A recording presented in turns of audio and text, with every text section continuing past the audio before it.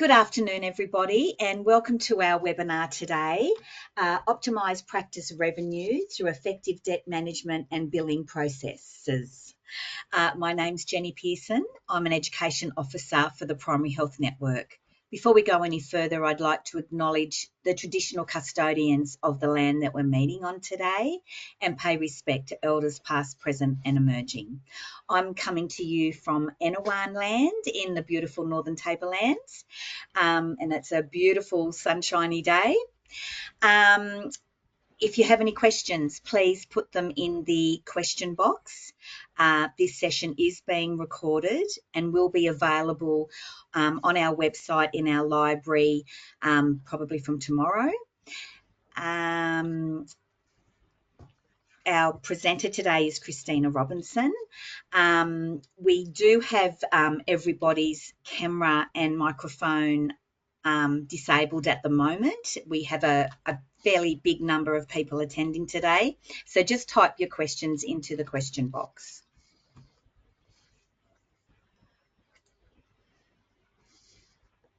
Christina, Excellent. can you still hear me? Yeah, you just froze a little bit there, but I can hear you. Oh, yes, because my camera's gone, so I don't know why that is, but that's fine. All right, I'll hand over to you. Great, thank you. Well, hello everyone and welcome. So today we are going through Optimise Practice Revenue through effective debt management and billing processes. So I am Christina. I'm Head of Customer Success at Cubico, and prior to being at Cubico, I was actually a practice manager for around 10 years, or maybe a little bit more. And I was very excited because Cubico launched and I got Cubico in my practice. And, I loved it so much that I've moved over to working with Cubico and helping other practices use Cubico and get the most out of maximising revenue in their practices. Okay, so Cubico helps you get the most out of your data in a number of ways.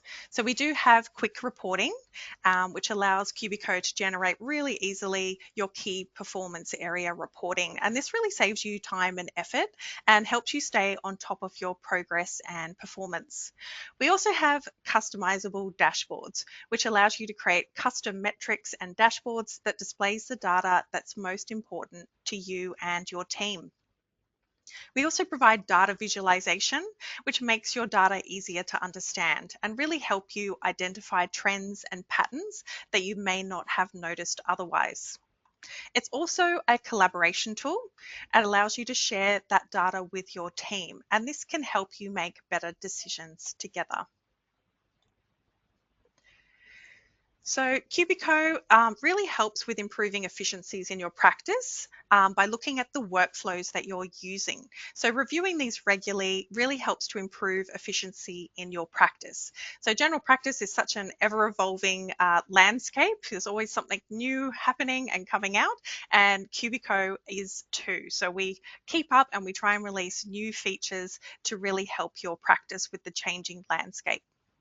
So Cubico is designed to be shared with your practice teams, and we have created some recommended workflows to help you get started customizing your own workflows for your practice teams. So Cubico can be used not only by your management team, but also your reception team, your nursing team, and also your doctors. So you can visit our Cubico Help Centre to see more information around our team workflows. So today we're going to be looking at a range of metrics around debt management and billing processes. So we're looking at outstanding debt, historical outstanding debt, your billings on hold, outstanding rejections, unbatched invoices, historical bulk billing incentive opportunities, your DNA rate and how that impacts your cash flow, and then also looking at our MBS benchmarking and touchstone data set. Okay, so let's now dive into our Cubico dashboard and take a closer look at those metrics. So what we've done in the chat is I have shared a dashboard that I've created around those metrics today. So I've created just this little custom dashboard. That's what we've been talking about. So this is your dashboards icon here where you can create as many as you like.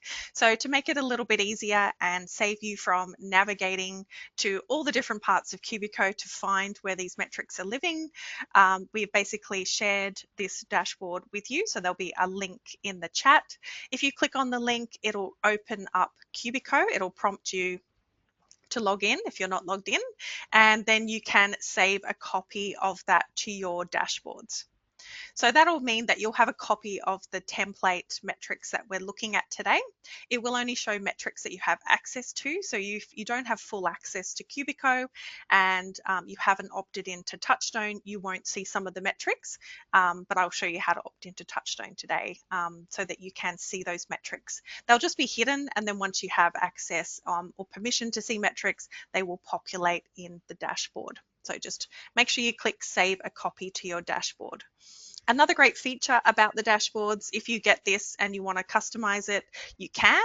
You can go to the three dots and you can remove metrics from your dashboard, and you can also change their order. So I do like things neat and tidy. Not sure about you guys, but ex-practice managers tend to like things laid out nicely.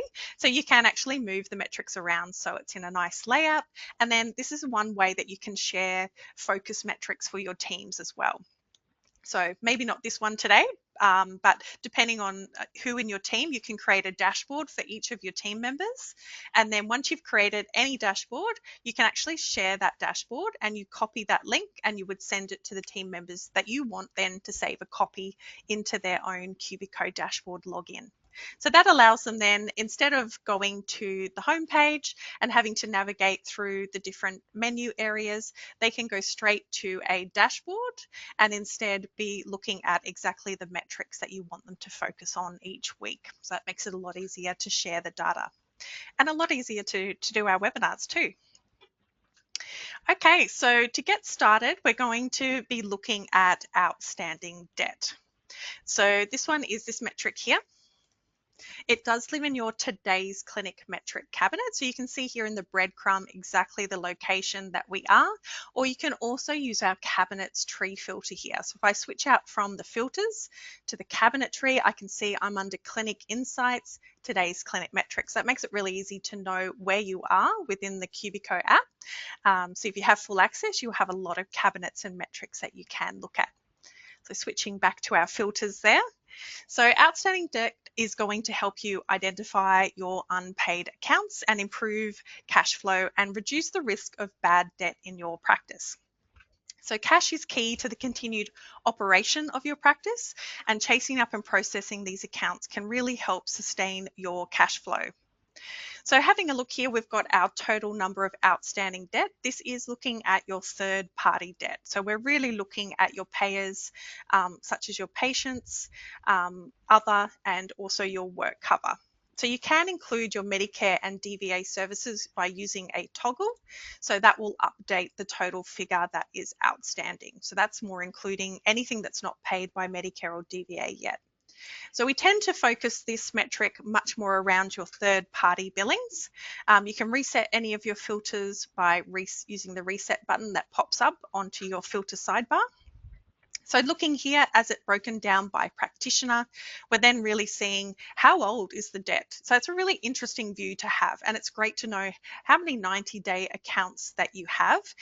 It might be something that you really want to follow up based on age. So less than 30 days you might not be too worried about, but things that are getting a bit long in the tooth might be your focus area. You can filter down by invoice age as well. So we can remove anything from the graph, and then also from our table below, anything that is less than 90 days old.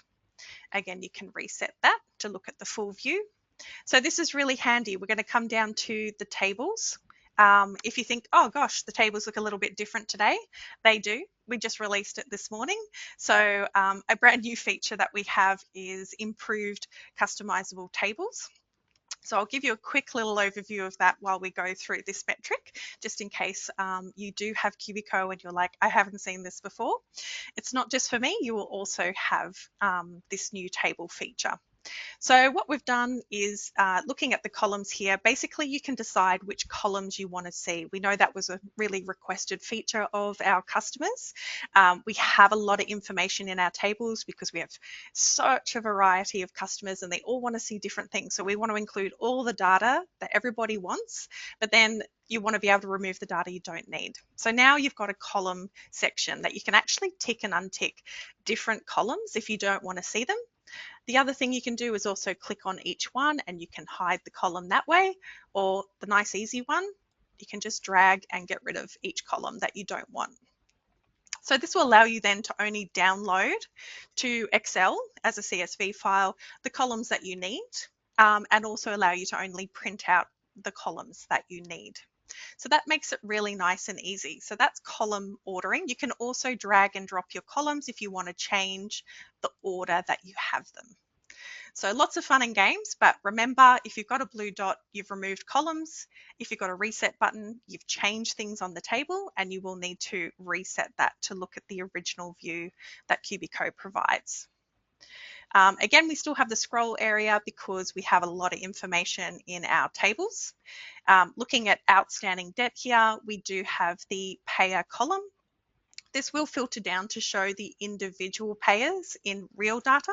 So I'm just looking at demo data today. So there'll be some features that you have based on actual data in your practice.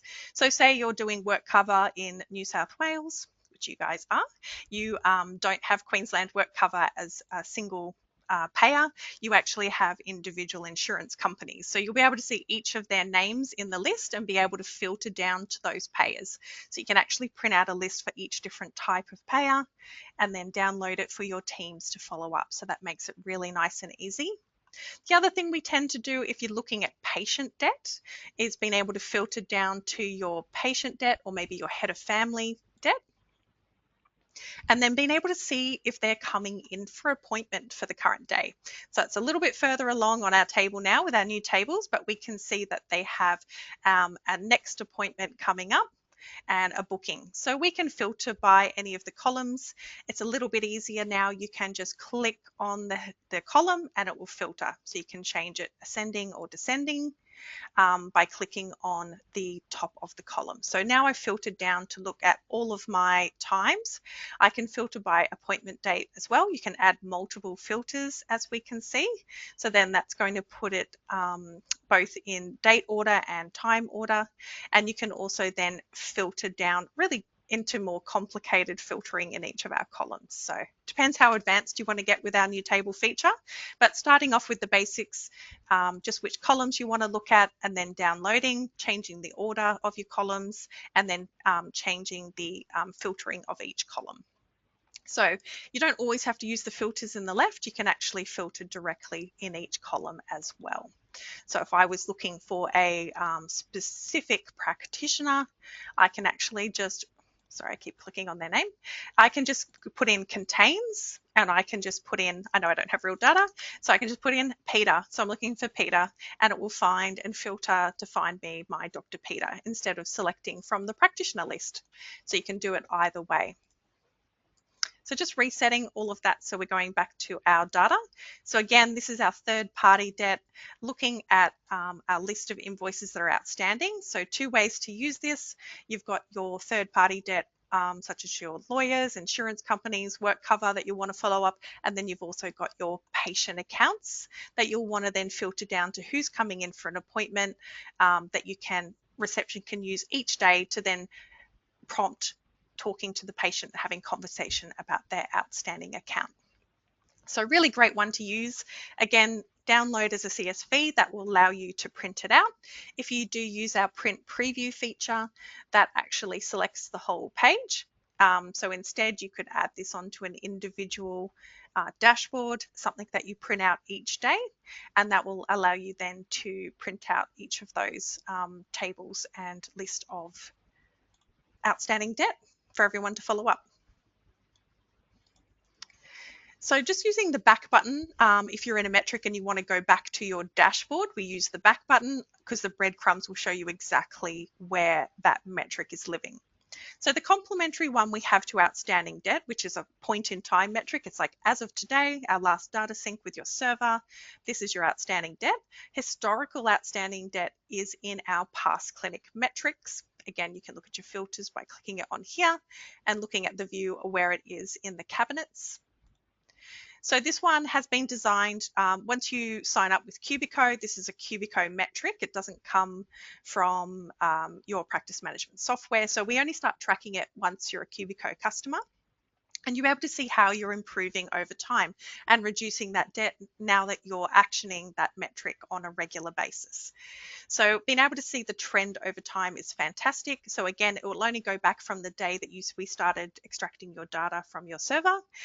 You can use the date range here to maybe look at a longer date range. So say the last 365 days. And then I can group that down by month to be able to see that information a little bit easier. So I can see here that my demo data has improved and it's heading downwards with its outstanding debt, which is excellent. You can also do a point in time. I know a lot of finance people really love this. So if you want to know what your end of month debt was, you can easily then go into here. So selecting a year, selecting a month. You always have to go backwards, year, month, and then day on the Cubico calendar. And then selecting, say, 31st of December, I want to know what my debt was. So there we go. I know how much debt was there at the end of the month for December. So it makes it nice and easy to see how you're improving with your debtors by using the Cubico outstanding debt metric. Okay, so if you do need to go back to your dashboard, you can click on dashboards and scroll down to yours. I have a lot of dashboards. So going back, we're now going to look at billings on hold. So looking at billings on hold, this is where you're going to see all the held accounts in your practice. And it's a running list which really shows all of the dates that they're on hold, and this allows you to review and finalize them. So making sure these are not staying outstanding or unpaid for too long. I really love this because you can see the MBS item. Just ignore my demo data. So this will tell you the item numbers or the custom item description. So if it's a 23, a 36, if you're using a custom item that's held excision, something like that, you're going to be able to see exactly what's in here. You can filter it down by each doctor, and then you can print out and give them a list of their held accounts, which will allow them to provide you the correct item number and authorize pushing it through to finalize and either bill to the patient or bill to Medicare or DVA. So that's a really handy one to keep an eye on, because held accounts do get a little bit lost sometimes. Next one we're looking at is unbatched invoices. So this is your batching to Medicare and DVA. So having a look at what's not been sent out. So you might be the one who's actioning batching to Medicare and DVA. It might be a daily thing that you do. It might be a weekly thing, or it might be someone else in your practice who's responsible for batching to Medicare and DVA. And this will give you a quick insight into how that's progressing in your practice. So being able to easily see how many invoices are not batched, and certainly by practitioner, we wouldn't want to be seeing anything older than 30 days not batched to Medicare or DVA. So that's a great indication if anything's been missed or the data's not syncing in your practice management software with Medicare. So being able to see a list of those unbatched invoices, and again, being able to then follow that up directly in your practice management software.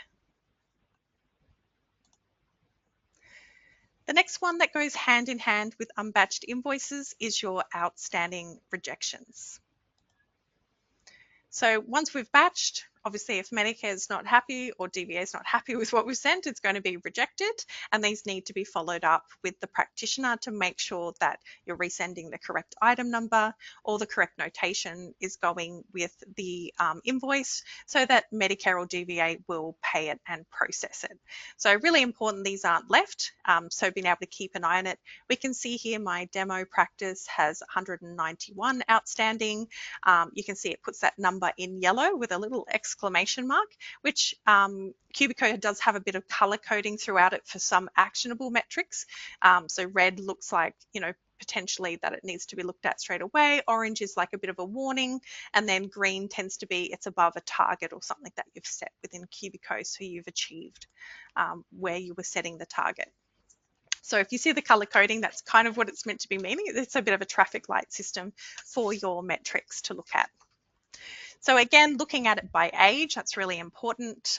Anything, older than 30 days, the doctor and the practice are not getting paid for the work completed. So making sure those are getting resent to Medicare and DVA and getting looked at by the practitioner and submitted by the team. Next one we're looking at is historical bulk billing incentive opportunities. So this is a new metric that Cubico released not too long ago. And this one really does help you look at finding potentially eligible patients where the bulk billing incentive was not billed. So eligibility for the bulk billing incentive generally applies to patients under 16 years or those with a Commonwealth concession card or a DVA card. So this page is really looking at billings where a valid health or DVA card was recorded in the patient's file, but a bulk billing incentive was not applied to that consultation or visit. So some practice management softwares automatically add it, some do not. Cubico does integrate with Best Practice, Medical Director and ZMed. And also while we're going through these metrics today, I'll just note if you do have Cubico, the integrations and the metrics shown between each version is slightly different and not all metrics are available to all integrations. So if you're thinking I might not have this one, we do try and notate where each metric is available for the different types of integrations that we have, that we build out. So this is a new one to really look to see where potentially the concession card was recorded and the bulk billing incentive did not go through. So straight away, I am looking at a whole year worth here, but you can go back as far back as you're able to resend any billings to Medicare and DVA, which currently is 2 years for online claiming.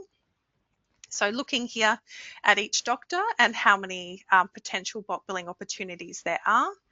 This will give you the trend of potential bulk billing incentive opportunities over time. This one is looking at the bulk billing incentive items. So this will really help ensure that you're correctly selecting the right one for your modified Monash model area, and that the item start date covers the period of service. So we are looking back at all of these opportunities, but if a billing's showing up for 2022 saying that this isn't applied, this wasn't available to be billed. So you don't want to be sending claims to Medicare and DVA for a bulk billing incentive that didn't exist at the time of service. So being able to see here the different item numbers and when they actually came into play.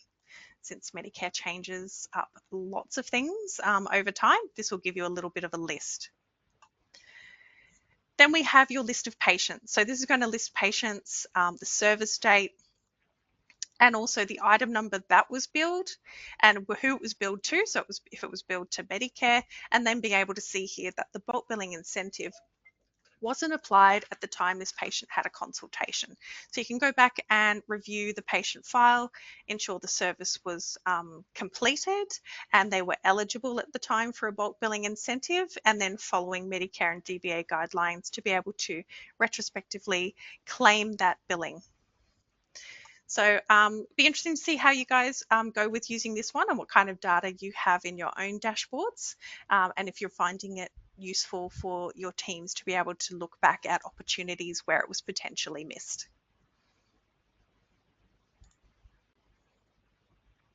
Our next one does a similar thing, looking at after hours. So this looks, if you're a practice that is open in the after hours period, so we're looking at that standard after hours definition that Medicare has, which is open on a public holiday, on Sunday, before 8 a.m. or after 1 p.m. on a Saturday, or before 8 a.m. and after 8 p.m. on any other day, so generally Monday to Friday. So you can view more information about after hours at Medicare. We've put a little link here to the website, which you can click on to look at. So we're looking here at after hours. So if you come into this metric and it is blank, that's actually probably a good thing because we've kind of pre-filtered this. So we are looking at unbatched invoices to Medicare and DVA that were done in the after hours period. So the appointment was in the after hours period and it doesn't have an after hours billing. So looking at all those things where you can actually make a change to the billing before sending it to Medicare and DVA. So our suggestion for using this metric, if you do a lot of after hours consultations and appointments for your patients, is to generally, if you are bulk billing those, to not batch them to Medicare and DVA straight away. Allow Cubico to sync with your data overnight, and then look at this metric the next day, looking at the previous day. So we would change this to look at yesterday. It's not going to make too much difference with my data. And then be able to see if any of the consultations from the outer hours period have not been billed correctly. Especially on a Saturday or a Sunday, it can be easily missed, and automatic people just put through a 23 rather than a 50/20. It's really easy to do. So this will allow you to pick it up before you batch it to Medicare or DVA. So if nothing's showing, that's fantastic. There's nothing in my list, nothing to action. If I want to see what was billed, I'm going to include my batched invoices. This will include accounts that are paid by the patient. So everything that's been already processed and really would be much more difficult to actually action. I'm just going to reset my date to see if I get a little bit of data there to make it easier to visualize. So it will break it down by practitioner. It's going to look at your date range and let you know the opportunities, and then provide the list of those after hours appointments. The other one to include is appointments with after hours billing. So these are the ones that were billed correctly. The appointment was in the after hours period and the billing is an after hours billing number that matches being in the after hours period. So again, that will increase if you do have any down there. You can scroll across to have a look at the item numbers that were billed. If it wasn't billed correctly, it gives you an opportunity, and that's really looking at the difference between the two rebate amounts.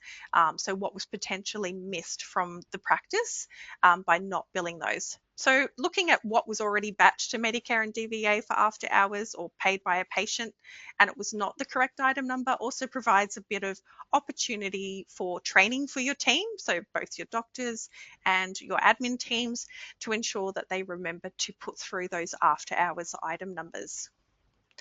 So you can also look at different appointment types, and you can also look at session colors. So if you have a certain session color for after hours, you could filter down to that as well. So the table will show the time. It's going to look at the time the appointment was booked, and it's also going to look at the start time of the appointment. So it might have been booked for Saturday at say 12:55 p.m. But it actually, the consultation didn't start till 1:10 because the doctor was running late. So it's actually been started in the after hours period. So we show the after hours appointment times, but we don't, and then we show the visit time so you can see the difference. So that's one way to use our after hours appointments does not match billing. Okay, and the next metric we're looking at is your did not attend rate.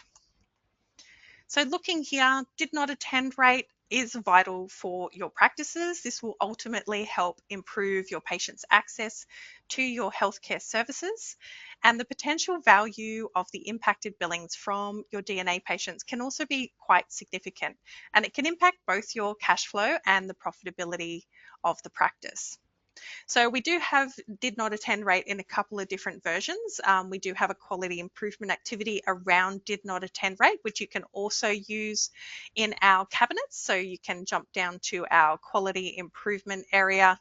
Okay, on my list. It's not showing in here. This one is in the Clinic Insights past clinic metrics. But you can also look at, oh, here we are, quality improvement. Quality improvement metric also has DNA rate. So it's just laid out a little bit differently and has a few actionable insights. So I'll jump back into the past clinic metric DNA rate first. So this is going to break it down by practitioner so you can see the rate that you have and then your overall DNA rate. and then how that's trending over time. A little addition that we've added recently, which has come from that quality improvement activity, is looking at your potential lost billings. So this is taking some of the data we have in past clinic metrics for average billings per appointment, and then multiplying that by the total number of appointments that have been marked as a did not attend in your appointment book, and then letting you know what that adds up to as potential loss of income for the practice. So that's a really great one to sort of quantify how much a DNA rate actually means to your practice in lost income. So what we're going to be looking at here now, when we look at anything to do with appointment book data in Cubico, we are looking at all of your appointment books, and that includes all of the roles that have an appointment book. So allied health, doctors, nurses, specialists. So if you want to look at your did not attend rate for a doctors only, you need to select the role doctor. So that's going to select all the sub roles that exist in our settings around doctors and looking only at our doctor DNA rate. So very important that the practice DNA rate for all appointment books is going to be probably quite different to your doctor DNA rate. And that's the one you really want to focus on because that's where the billing is coming from. So you can do the same for your allied health and your specialists, but being able to look at the DNA rate. So then looking at that overall DNA rate, how many of your appointments came from your online booking system? And this is great to then look at the trend over time. We are just looking at last month here, but we could look at a much longer time frame to actually see how our DNA rate is changing, especially as you start actioning and reviewing your DNA policies and processes to change up what you're doing to have an impact on your DNA rate. One that I really like is your DNA rate by appointment type. So this really then drills down to this appointment has the highest amount of patients not turning up, which makes it a lot easier then instead of applying a blanket new process across the practice, you can really focus on, say, gosh, our long appointments just have no one turning up. They obviously not need to be reminded about that appointment a little bit more. It's also a longer appointment, so it has a bigger financial impact on our practice. So being able to then see which appointment types actually need a bit of a review of the process. So you might change how you send out your confirmations, your SMS confirmations, or you might also include doing a phone confirmation in that setup as well. So being able to come up with a few ideas and trying them out and seeing what the impact is on your DNA rate. And that kind of all incorporates into our quality improvement DNA metric. So this is your list of patients here who have a DNA rate. We do calculate that. So a patient coming in for their first appointment, they've missed that appointment, they're going to have 100% DNA rate.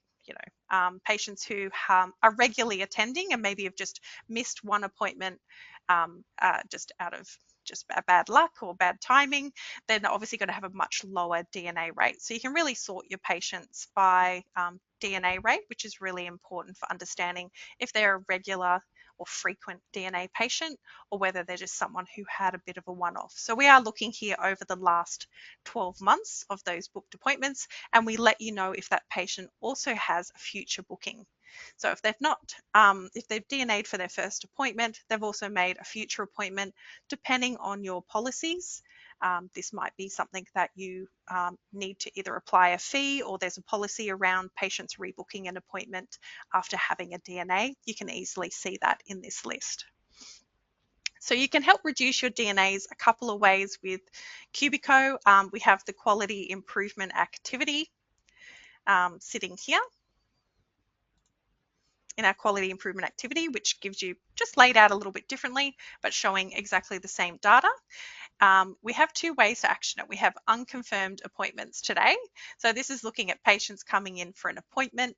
If you do send an SMS reminder to them, this is going to show you patients who haven't replied to that SMS with a yes to be able to confirm that appointment in the back end of your appointment book. So a really nice one. You can see here unconfirmed appointments today and the DNA rate.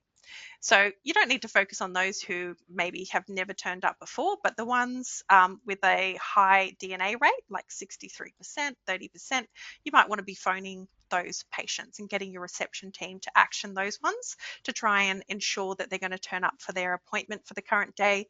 Or it might be something that your doctors decide for those frequent DNA patients to actually double book those appointments just in case they don't turn up, to ensure they have a full appointment book. We also have your frequent DNAs with an appointment book. So we have kind of, Cubico's made up this term of frequent DNAs, but it should be understandable. And this is to allow you to look at those patients who are coming in who have a high DNA rate. So reading the tooltip here, to be considered a frequent DNA, they must have a DNA rate of at least 33% and 3 DNAs in the past 12 months, or 5 DNAs in the past 12 months. So special little calculation that goes on to add them into this list, but it's a really good one to review who's on your list and who's still coming in for an appointment who actually DNAs a lot. I'm sure your doctors probably know exactly who these names are on the list as well. So that was using it through quality improvement. If you are a practice manager, you should have full access to the cabinet for clinic optimization, quality improvement. This will be an additional cabinet probably for your nurse or reception team if you're wanting them to action anything from within there. So feel free to go into your settings and make sure you add that cabinet access to them in the viewer settings as well. So jumping back into the dashboard for today, we had a look at those 8 key metrics to help improve your revenue and cash flow. And now we're looking at a little bit more of our benchmarking. So looking here at Touchstone. So I've added these metrics from our Touchstone data set, and it's really looks so for those of you who maybe don't know what Touchstone is our de-identified data set from Cubico practices.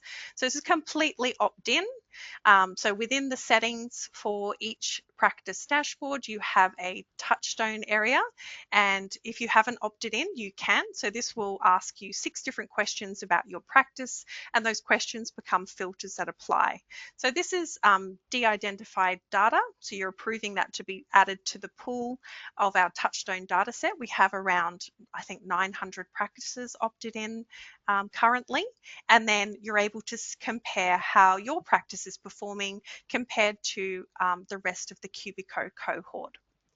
So going into looking at the Touchstone data set, it is going to be under Clinic Insights. We have our MBS benchmarking, which I'm going to touch on in a moment. And then if you have nothing listed here, if you can't see Touchstone, Touchstone is only available for our BP integration customers, just to let you know currently. So if you have nothing here and you're a BP user, then you can opt in your settings for the Touchstone data. So clicking here just gives you a bit of an idea. I know back when I was in practice management, my practice owners were very keen to know, how are other practices doing in the area? How do we compare? It seems to be a lot of data is not really provided around that information. So this was one way to help improve that transparency and visibility of how your practice is performing. So here we have your filters. The Touchstone dataset is updated each month for the previous month, but you can go back and look at it. So we can actually look at all of 2024. I can look at January to December, clicking it correctly and then clicking away, January to December. So looking at last year's data here, we are looking at a range of financial metrics and operational metrics, and we're looking at how the practice is performing. So this is your practice on the left. So this is my demo data. And then this is the cohort. So this is the Touchstone data from de-identified from all the different practices. So looking at your billings per hour and billings per appointment. And then you can come down to your details about your practitioners. The blue line is the cohort average, and then comparing that to each of your individual GPs. So I can see I've got one GP who's above the average and then others who are below the average. So same with billings per appointment, and then looking at both the practice and the cohort data over time. So I'm looking at all of 2024, so I can see how that information has changed across the year. Probably reacting to both seasonal trends, so when you start doing flu clinics, and also doing where you're doing your chronic disease management billing, that can happen in certain parts of the year more than others, and then being able to see any other trends in the industry that may have affected the data for the cohort group.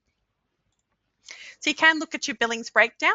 This one's really interesting if you want to be tracking things like your chronic disease management percentage against the cohort and your health assessments, nurse-led CDM, so looking at your 10997s, and then also telehealth. So really interesting to be able to see how that compares, and same with your bulk billing. So all of this is not filtered at the moment, but you do have that option to filter down. So you can filter down to state, but you could also filter down to your PHN location. So you guys can pick your Hunter, New England and Central Coast area, and you can actually have a look at your bulk billing rate compared to the cohort. Remember, that's my demo data practice. And then you can use that to compare some other information as well. And you can also compare against practice size, your billing structure, and whether or not you're a training practice who has registrars. Really interesting if you're, say, a bulk billing practice and you want to see what private billing practices are doing in the area, you could filter to that to compare how you compare to mixed and private billing, and also vice versa. If you're mixed billing, you want to compare to the bulk billing practices, use the filter, then see how you're performing compared to bulk billing practices in the area. So it gives you a bit of extra information to see the slight difference there between the billing structures of your different practices. So yeah, that's you can also look at other areas and be able to use the filters, or just look at it as a national level. So again, we have your DNA rate here. I think I've been asked over the years, what is a good DNA rate? So really interesting to see that the cohort DNA rate here for your area for last year was 2.93. So you can use that then to compare to your own DNA rate and actually see, is yours higher or lower, and what would you like to action? I am looking at bulk billing there. So being able to reset your filters as well will change the data slightly. So then we look at utilization, appointments per hour, and also the number of new patients. So some really key metrics there to help look at in the benchmarking against Cubico data. So the other one we've included in the dashboard is looking at MBS benchmarking. So this is taking the publicly available Medicare billing data. There used to be Excel spreadsheets years ago that you could access. We've basically taken that information and ingested it into Cubico to put it into a visual metric that you can actually compare your practice against the average Medicare standard billing. So there's 4 options to here. These little buttons across the top are filters. So with standard consults is looking at the breakdown between your level A, B, C, D, and the new level E of your consultations. And so then you can see what the billing average is. We're looking at November. So the latest release we have is November. We release it as soon as Medicare releases the data. We will then update our metric to the next available month. Again, you can look at a longer time frame. You could look at all of 2024 to November. And that will take your practice breakdown percentage of how many A, B, C, D, E levels you're billing compared to the benchmark. And then we can break it down by practitioner, which I find the most interesting because it's actually comparing your billing patterns of your doctors against each other. So you can actually get a really good idea if you've got a doctor who does a lot of level Ds or a lot of level Cs, or is doing a lot of level As, that maybe you can sit down and review with them why they're doing that. Is it appropriate for the appointments that are getting booked in? It's a really great insight into looking at the variance there. You can also filter down to individual practitioners. So if you did want to share some of your data directly with a doctor that you've noticed on this graph, you can filter down to their specific name. My names are not real. Probably end up with no data. Oh, nice. So you can actually be able to share and have a look and download that information for them. And then they can look at the variance to their consult, so above or below the Medicare average, and then looking at what that percentage actually equates to in the number of consultations. So 23% more, what does that mean? So having a look there at your level C and seeing that equates to 551 more billings. So a really interesting one. You can use it for your telehealth, looking at your CDM combination and then comparing the number of consultations compared to CDM and health assessment in your practice. So it's a really great one to get a bit of insight. I do like the CDM one for looking at your practitioners. I'll just reset my filters. Who's using the 10997s in your practice? Really nice visual understanding. It's like, oh, I've got a doctor here who's doing GPMPs and TCAs. Their patients haven't had a single 10997 for the month. So it's like having a conversation with the doctor about utilizing your nurse services and improving billing for that item number. So great visual indicator of where improvements can be made to increase cash flow and billings in your practice. So that was looking at my dashboard, which did have the MBS at the bottom, so you can click through, and then your touchstone data as well. Okay, so that is everything for me today, and now we can jump into some questions if we have any.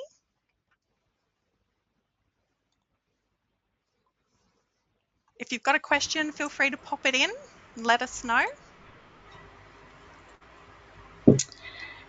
No questions yet, but we might just give everybody a few minutes or a minute to Typing type technique. anything in. That's it. So make sure you get a copy from the chat, clicking on the link and saving a copy of the dashboard. I'm sure it'll get sent out anyway if you need it.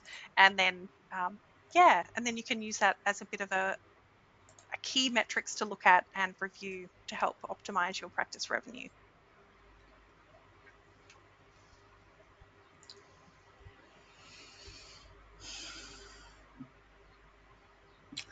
I don't think we're going to have anything come through. You've covered everything so well. Everybody can email me and I can pass on to Christina any questions that you may have. And I will send out the link to everybody as well. I did put it in the chat, but just to make sure everyone does have it. Thanks so much, Christina, for your presentation today. And don't forget, everyone, it has been recorded and will be available in the library from tomorrow.